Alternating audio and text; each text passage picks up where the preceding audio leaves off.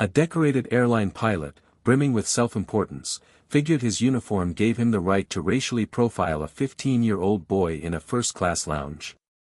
He called the cops to have the kid thrown out, but when the boy's father walked in, the pilot's career didn't just stall, it went into a spectacular nosedive. You see, the boy's father wasn't just another passenger, he was the deputy administrator of the FAA. This isn't just a story about a bad day, it's about what happens when unchecked arrogance slams into unshakable authority, and how one single phone call can unravel a lifetime of prejudice. Act 1, the setup and escalation. The Centurion first-class lounge had that quiet, expensive hum. It was a world of hushed conversations and the gentle clink of coffee cups, a bubble designed to insulate the wealthy and important from the chaos of the main terminal. And in this sanctuary, 15-year-old Elijah sat by a massive window, a book open on his lap, his eyes glued to the ballet of airplanes on the tarmac. For Elijah, this wasn't just a lounge, it was a peek into his own future. The sky had been his obsession for as long as he could remember. His bedroom was a miniature air and space museum, with models of everything from the Wright Flyer to a Boeing 787 hanging from the ceiling. He could tell most planes apart not by sight, but by the unique sound of their engines. He didn't just want to be a pilot. He had to be one. It was a calling, a fire his father had fanned with museum trips, flight simulator games, and endless chats about thrust, lift, and the freedom of the open sky. Getting here wasn't a fluke. Elijah had earned it. He was a top candidate in a prestigious youth program created to bring the next generation into aviation. His acceptance package came with this first-class ticket to Washington, D.C. for orientation. A reward for his perfect grades and a killer essay he wrote on the future of aeronautics. The laminated ID badge for the program hung around his neck, and it felt heavier and more valuable than gold. He was waiting for his father, who had a meeting in the city and told Elijah to check in and wait for him. "I'll be there in an hour, champ. Get a good seat by the window," his dad's text read. So Elijah did exactly that. He was quiet, respectful, and completely absorbed in his own world of roaring engines and graceful landings. For the first time, he felt a powerful sense of belonging, like he was exactly where he was meant to be. That feeling, however, was not shared by Captain Mark Anderson. Anderson was a man who wore his captain's uniform like a suit of armor. 25 years in the cockpit, silver-streaked hair, and a jaw that looked permanently clenched, he walked through the world like he owned it. To him, life was a hierarchy, and he was at the very top. Pilots were a class apart, and this lounge was their sacred space. He was off-duty, flying as a passenger, but the entitled captain mindset was never switched off. His eyes scanned the lounge, trained to spot anything out of place. They snagged on Elijah. It was an instant, subconscious judgment. A black kid, 15 at most, in a hoodie and jeans, sitting all alone in the most exclusive part of the airport. The image just didn't compute in Anderson's rigid mind. It was a glitch in the system. And Captain Anderson always corrected glitches. He didn't walk right over. He started with surveillance. He strolled past Elijah's table to get a coffee, his eyes lingering a little too long. He took another slow pass on his way to grab a newspaper. The hoodie, the young face, the relaxed posture, it all hardened his suspicion into certainty. This kid didn't belong here. He was an intruder who'd somehow slipped past the guards. He muttered to another pilot sitting nearby, just loud enough to be heard, "Since when did they start letting just anyone in here? Really lowers the tone of the place." Elijah heard it. He felt the sting of the words, the weight of the pilot's stare. He'd felt this before, that unspoken question of why he was in a space where some people thought he shouldn't be. His father had taught him how to handle it. "Stay calm," he'd always said. "Dignity is your shield. Don't ever let them see you crack." So Elijah gripped his book, focused on an A380 taxiing to its gate, and acted like he hadn't heard a thing. But Captain Anderson wasn't a man who liked being ignored. His annoyance was quickly turning into righteous anger. He felt like his authority was being challenged. This wasn't just about some kid in the wrong place, it was about maintaining order. And in his world, he was the one who enforced it. He strode to Elijah's table, casting a shadow over the book.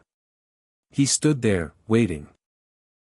When Elijah finally looked up, Anderson's voice was cold, stripped of all politeness. "This is a first-class lounge, son. I think you're lost." Elijah's heart started to pound. He swallowed hard, remembering his dad's words. Calm. Dignity. "I'm in the right place, sir," he said, his voice quiet but firm. "I have a ticket." Anderson let out a short, disbelieving laugh. "Right. I'm sure you do. Let me see it." It wasn't a request. It was an order. Elijah carefully placed his bookmark in his book, reached into his backpack, and pulled out the folder with his boarding pass. He handed it over. Anderson snatched it, scanning the paper with deep skepticism. He saw the name, the first-class seat assignment, 3A. He paused, but only for a second. Prejudice is a powerful thing, it bends reality to fit what you already believe. "This could be anyone's," Anderson declared, tossing the pass back on the table. "I want to see ID.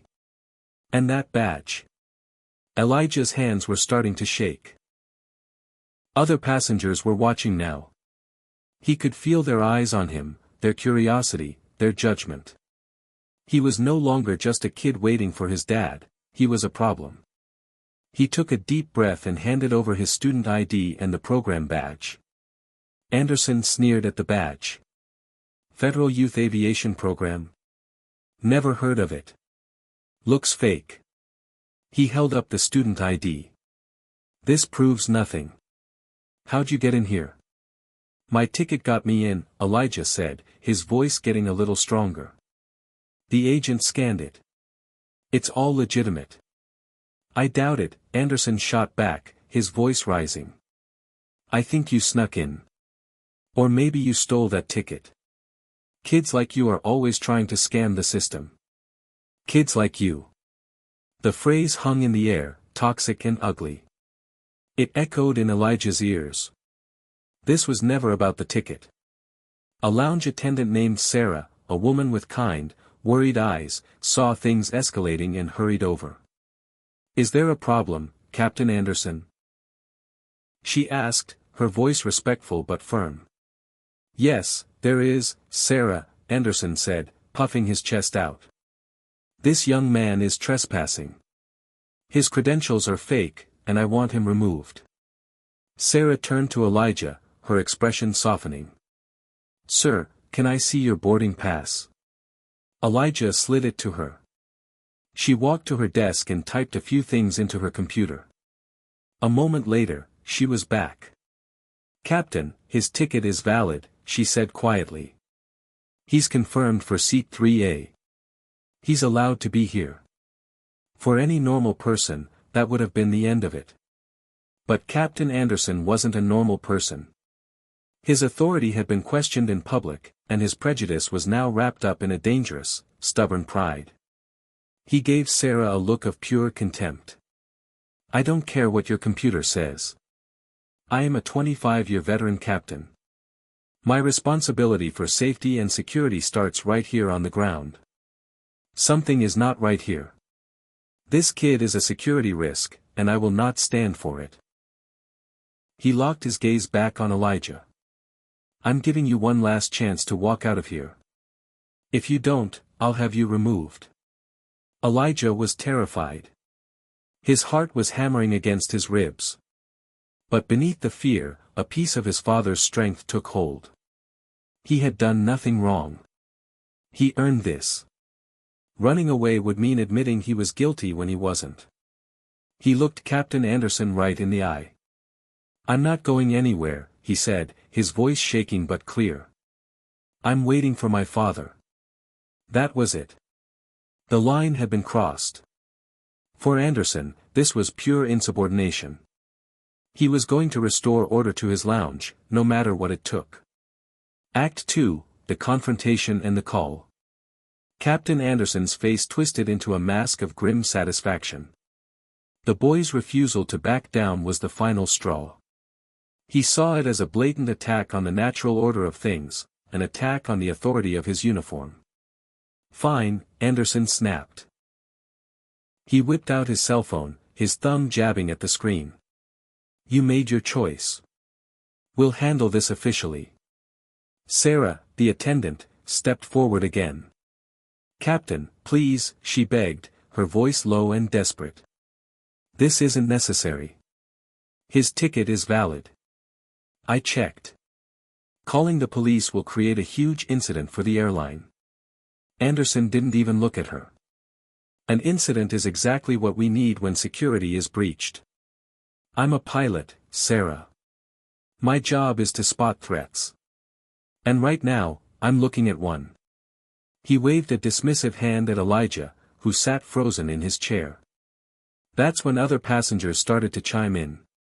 A man in an expensive suit, who'd been watching with a smug look, spoke up loudly. "The pilot's right. You can't be too careful.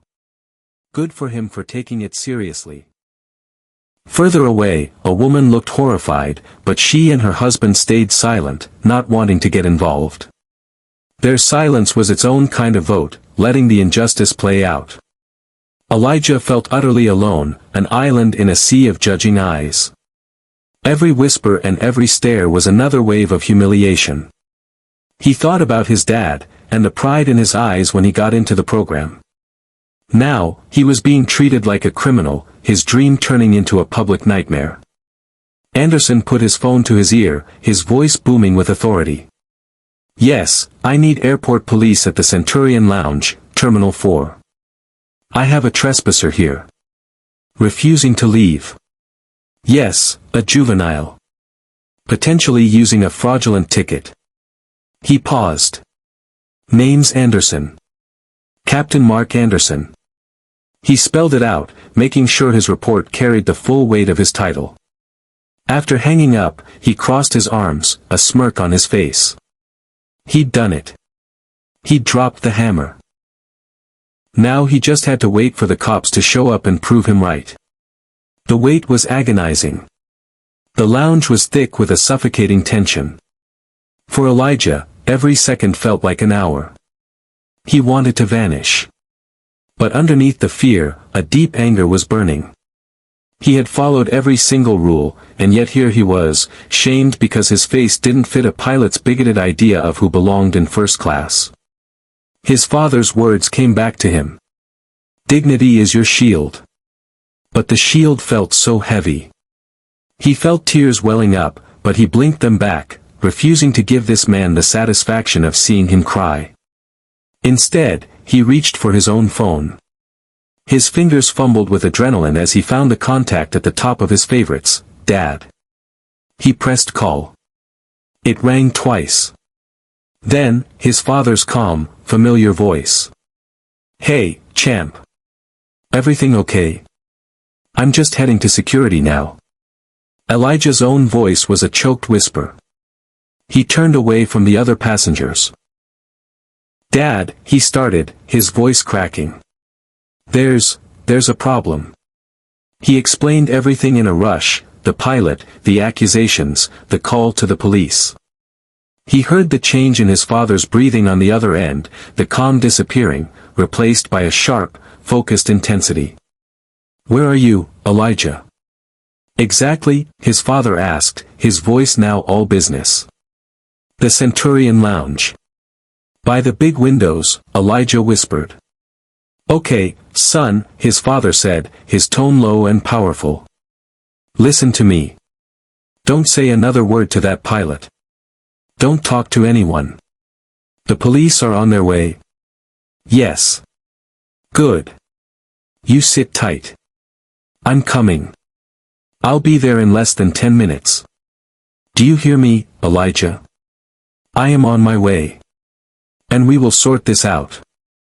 The call ended. For the first time, a sliver of hope cut through Elijah's fear. His dad was coming. A few minutes later, 2 airport police officers walked in. Their presence made everything feel 10 times more serious. Captain Anderson marched right up to them. "Officers, thank you for coming," he said, pointing at Elijah. "This individual got into this secure lounge without authorization. He's refusing to leave and using what I believe are fake documents." The officers walked over to Elijah. "Son," the older one said, his voice firm but not cruel. "We have a complaint that you're trespassing. We're going to need you to come with us." Elijah's blood ran cold. It was really happening. Just as he was about to stand up, the lounge doors slid open with a decisive swoosh. A man entered, and the entire feeling in the room changed in a heartbeat. Act 3, the reveal and the regret. He wasn't in a uniform, but he walked with an authority more powerful than any badge. He was in a sharp, dark suit, his face a mask of controlled rage. His eyes found Elijah immediately. He strode directly to his son, ignoring the cops and Captain Anderson, and put a firm, protective hand on the boy's shoulder. "Are you okay, Elijah?" he asked, his voice low and clear, cutting right through the tension. Elijah looked up, so relieved he almost collapsed. He just managed a shaky nod. Captain Anderson, furious at the interruption, stepped forward. "Excuse me, sir. This is a restricted area and a police matter." "Who are you?" The man turned his head slowly and fixed his icy gaze on Captain Anderson. "I'm his father." Anderson actually scoffed, completely unaware of the ground crumbling beneath his feet. "Well, your son has caused a major disturbance. He's being removed, and I'll be pushing the airline to ban him for life." The father didn't even blink. He gave his son's shoulder another squeeze before turning to the police officers. "Officers, can you tell me the exact complaint against my son?" The older cop, sensing the shift in power, cleared his throat. "Sir, the complaint from Captain Anderson is trespassing and using a potential fake ID." "I see," the father said, his eyes flicking back to Anderson. "And by fake ID, I assume you mean his acceptance badge for a federal aviation program. And that trespassing was him using a valid, first-class ticket issued by that program. A ticket your lounge attendant already verified, right?" He glanced at Sarah, who gave a nervous nod. Anderson's face started to get red. "Now, listen here. I don't know who you think you are, but as the senior airline official here, my judgment stands." "Your judgment," the father repeated, the words dripping with contempt. "Based on what, exactly? Did he harass anyone? Was he loud? Or did you just look at a black kid in a hoodie and decide he didn't belong?" The direct question hit Anderson like a punch. He stammered, That's ridiculous. This is about protocol." "No, Captain. This is about prejudice," the father said, his voice now razor-sharp. "And it's about a gross abuse of your power." He reached into his suit jacket, pulled out a black leather wallet, and held it out for the officers. "My name is Marcus Vance," he said, his voice suddenly carrying a weight that silenced the entire lounge. "And I am the Deputy Administrator of the Federal Aviation Administration." The words just hung there. Deputy Administrator of the FAA. The color drained from Captain Anderson's face. The smug, arrogant pilot vanished, replaced by a man who looked like he'd just seen a ghost. His jaw went slack. His eyes, once burning with anger, were now wide with a sickening, dawning horror. He stared at the FAA credentials, at Marcus's face, and then at Elijah's. The connection finally clicked, and the sound it made was the shattering of his entire world. The police officers snapped to attention. "Mr. Vance, sir," the older one said. "We had no idea. We were just responding to the call." "I understand, officer," Marcus said, his gaze still locked on the pilot. "You were doing your job based on false and malicious information." He turned back to Anderson, who now seemed to be shrinking inside his own uniform. "Captain Anderson," Marcus said, making the title sound like an insult. "Let's talk about protocol. The FAA has very specific protocols about discrimination. You just gave us a textbook example of why we need them. Marcus's voice was calm, but it carried to every corner of the lounge. The aviation industry has a problem. The data is clear. Over 92% of commercial pilots are white, while black pilots make up less than 4% of the total. Research shows a clear and persistent bias, a culture that allows men like you to feel entitled to challenge and humiliate a young man like my son for no other reason than the color of his skin. Anderson opened his mouth, but only a pathetic choking sound came out. My son, Elijah, Marcus continued, his hand never leaving the boy's shoulder, wants to help change that number. He has worked his tail off and dreamed of nothing but flying. This program was his first big step. And on that step, he runs into you. The living embodiment of the very prejudice that keeps talented people of color out of the cockpit. You didn't see a future colleague. You saw a threat. Marcus turned slightly to the rest of the room. Let me be clear. The Federal Aviation Administration has a zero-tolerance policy for racial discrimination. There is no place for it in our airports, on our planes, or in this industry. He turned back to the trembling pilot. Captain Anderson, I want your name and employee number. You will surrender your airline credentials to this officer. Now. You are officially grounded, pending a full investigation by your airline and the FAA's Office of Civil Rights. And I promise you, Captain, I will be watching that investigation personally. Your career, as you knew it, is over. The finality was absolute. It was a verdict, delivered with the full weight of the U.S. government. Airline managers and security supervisors came running, looking like they'd been woken from a nightmare. Apologies flowed like water. Anderson, stripped of all his pride, was quietly escorted out, no longer a captain, just a man in a costume facing the ruins he'd built himself. Once the chaos died down, Marcus knelt in front of his son, the anger in his face replaced by deep, fatherly concern. Are you okay? Elijah finally let the tears fall, tears of relief and vindication. He nodded and hugged his father tight. I am so proud of you, Elijah, Marcus whispered. You showed more dignity under pressure than that man has shown in his entire life. You did nothing wrong. Remember that.